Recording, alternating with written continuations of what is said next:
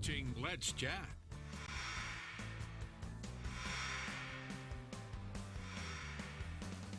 Again, just to give you sort of a brief recap of what we've been going on over the past few hours. We'll get to that here in just a moment. I think Garry Mac still joining us here. Gary, are you still there? Still here, and you know, Chip, we've seen this how many times with situations like this, but boy, I tell you what, if folks could just not come out on Igo Gap or East Brainerd Road right now, or even Shallowford, just to see and take pictures, that would be a big help, because there's still a lot of streets where there's limbs and trees down across them, and it's just backing up traffic on all these. And I know people are trying to go to Igo Gap or Shallowford to get around what's the huge backup on East Brainerd Road, but if you can just not, that would be so much easier. Kay and I were talking earlier, when you get out, hop in the car, try to drive around and see what's going on, you're putting your life at risk, and you're also endangering our first responders who are out there on their assigned duties, making their calls and making sure that folks like your mom, Gary, and countless others are taken care of. So stay off the roads. That's the big thing. Yeah, I think that's the big thing right now, is that some ambulance calls have obviously been taking place over here, and the emergency response folks are having a hard time just getting around the normal traffic as well as the Gawker traffic. So, right. All right. Gary, again, our best to you and your mom. I will get in touch with you a little bit later on this morning.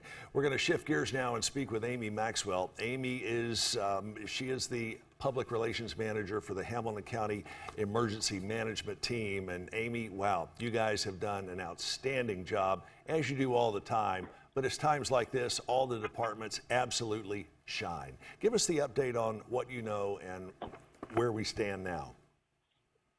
Well, I tell you, we're out here right now with the National Weather Service surveying the damage, and it is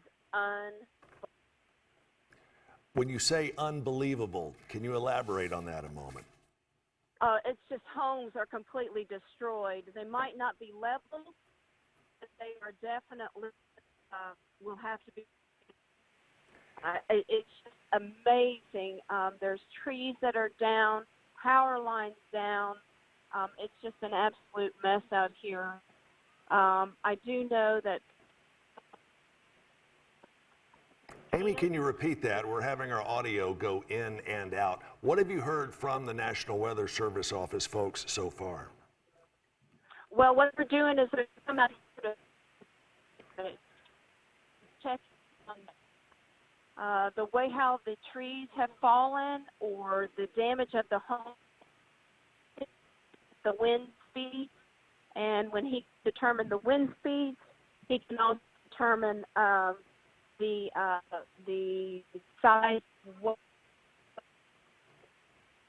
Amy, do you have an idea of when the National Weather Service folks who have actually got boots on the ground will be able to tell us? Yeah, we should have a press conference later on late this afternoon to let the National Weather Service determine the size of this tornado that destroyed a lot of homes out here.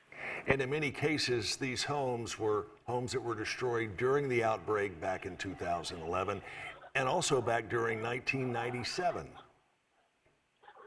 Well, it's possible. We've had a couple of people that have said that this is the second time. Wow, absolutely unbelievable.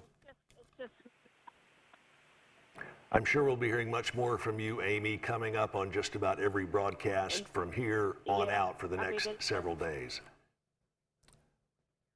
And thank you again so much, Amy Maxwell. We'll hear more from Amy coming up today at noon.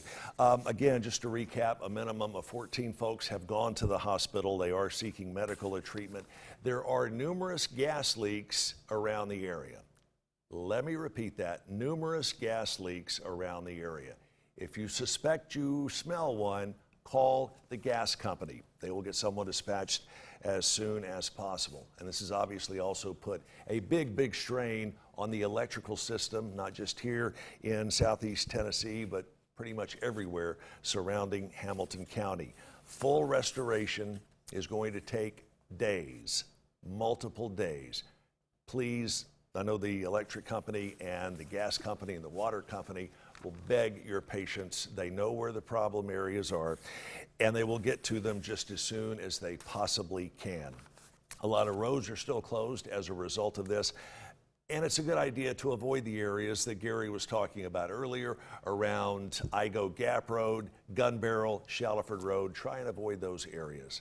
Again, stay home. We will bring the latest information to you coming up here on News 12 Now at noon, then again on News 12 Now at 6 and News 12 Nightside at 11. Jess and I will see you tomorrow morning right here at 10 o'clock for another edition of Let's Chat.